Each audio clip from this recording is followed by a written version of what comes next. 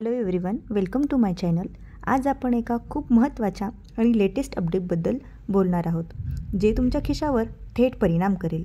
ते म्हणजे new GST reform scheme 2025. आणि विशेषतः या बदलांचा वाहनावर काय परिणाम होणार आहे हे आपण सविस्तर पाहणार आहोत. जर तुम्ही नवीन वाहन घेण्याचा विचार करत असाल तर हा व्हिडिओ तुमच्यासाठी खूप महत्त्वाचा आहे. तुम्हाला आठवत असेल की आतापर्यंत GSTमध्ये 5%, 12%, 18% आणि 28% असे 4 मुख्य स्लॅब होते. पण भारत सरकारने 22 सप्टेंबर 2025 पासून हे स्लॅब कमी करून 3 नवीन स्लॅब लागू केले आहेत. त्यामागे सरकारचा उद्देश ईज ऑफ डुईंग बिझनेस आणि कंट्रोल इन्फ्लेशन आणणे हा आहे. चला तर बघूयात हे नवीन स्लॅब कोणते आहेत. 0% हा सुद्धा स्लॅब असतो. यामध्ये अशा वस्तू आणि सेवांचा समावेश आहे ज्या आवश्यक मानल्या जातात आणि ज्यावर कोणताही कर आकारला जात नाही. यात मुख्यत्वे ताजे अन्नधान्य, दूध, अंडी, काही आरोग्य सेवांसारख्या मूलभूत वस्तूंचाही समावेश असतो. आता आपण मुख्य स्लॅबकडे वळूयात.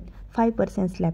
यामध्ये अनेक दैनंदिन वापरातील वस्तूंचा समावेश आहे ज्यावर अधिक 12% किंवा 12% कर लागत होता. 18% स्लॅब.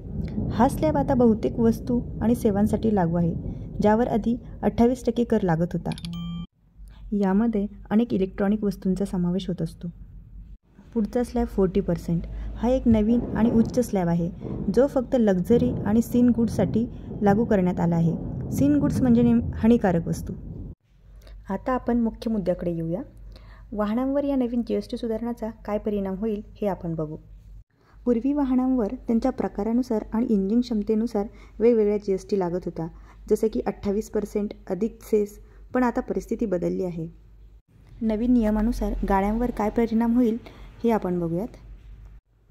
350 cc पर्यंतच्या 2 व्हीलर्स, 2 चाकी वाहने, ज्या मोटरसायकलची इंजिन क्षमता 350 cc पर्यंत आहे त्या आता 18% GST स्लॅबमध्ये आल्या आहेत.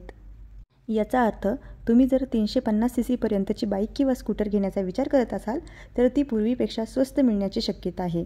हा बाईक खरेदी करण्यासाठीचा एक मोठा दिलासा आहे. 350 वरील 2 व्हीलर्स, 2 चाकी वाहने आणि लक्झरी कार्स या प्रकारच्या वाहनांना आता 40% GST स्लॅब लागू होईल. म्हणजेच जर तुम्ही महागडी किंवा जास्त इंजिन क्षमता असलेली बाईक किंवा लक्झरी कार घेण्याचा विचार करत असाल तर पूर्वीपेक्षा महाग होईल, कारण सरकारचा उद्देश लक्झरी वस्तूवर जास्त कर आकारून महसूल वाढवणे हा आहे. त्याचबरोबर इलेक्ट्रिक वाहनांसाठी तर चांगलीच बातमी आहे. भारत सरकारने पर्यावरणाच्या संरक्षणासाठी आणि इलेक्ट्रिक वाहनांच्या प्रोत्साहन देण्यासाठी इलेक्ट्रिक वाहनावरील GST 5% ठेवला आहे. म्हणजेच इलेक्ट्रिकल स्कूटी आणि कार पूर्वीप्रमाणेच कमी दरात उपलब्ध राहतील, त्यामुळे त्यांना अधिक लोक खरेदी करतील. आता आपण बघूयात बाजारात मोठे परिणाम काय काय दिसून येतील बरं. सगळ्यात महत्त्वाचं म्हणजे किमतीमध्ये बदल. मध्यम श्रेणीतील बाईक स्वस्त होतील तर लक्झरी गाड्या आणि मोठ्या बाईक महाग होतील. नेक्स्ट म्हणजे ग्राहकांवर परिणाम. स्वस्त होणाऱ्या वाहनांची मागणी वाढेल तर महाग होणाऱ्या वाहनांची मागणी कमी होऊ शकते. उत्पादकांवर परिणाम. वाहन उत्पादकांना त्यांच्या किमतीची पुन्हा रचना करावी लागेल. त्यामुळेच काही गाड्या स्वस्त होतील तर काही गाड्या महाग होतील. त्यामुळे कोणतंही वाहन घ्यावं याचा निर्णय घेताना या नवीन नियमांचा विचार करणं खूप महत्त्वाचं आहे. हा व्हिडिओ तुम्हाला नवीन GST स्लॅब आणि त्यांच्या वाहनावरील परिणामाबद्दल उपयुक्त माहिती देईल अशी आशा करते. तुम्हाला ही माहिती कशी वाटली कमेंट्समध्ये नक्की सांगा. तुमच्या काही शंका असतील तर त्याही विचारा. व्हिडिओ आवडला असेल तर लाईक करा, तुमच्या मित्रांसोबत शेअर करा आणि अशाच उपयुक्त माहितीसाठी आपल्या चॅनलला सबस्क्राईब करायला विसरू नका.